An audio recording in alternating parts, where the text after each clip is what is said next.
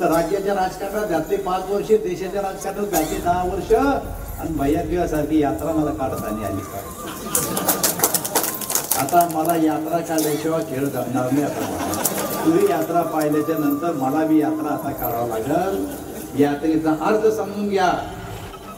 विरोधक काय करते दुर्लक्ष करा. यात्रेचा अर्थ असा की तुमच्या सारख्या सर्वसामान्य माणसात जाऊन तुमचे प्रश्न समजून घेऊन तुमच्याच गावात मुक्काम करणं, तुमच्याच गावात जेवण करणं आणि दुसऱ्या दिवशी पुन्हा दुसऱ्या गावात जाणं.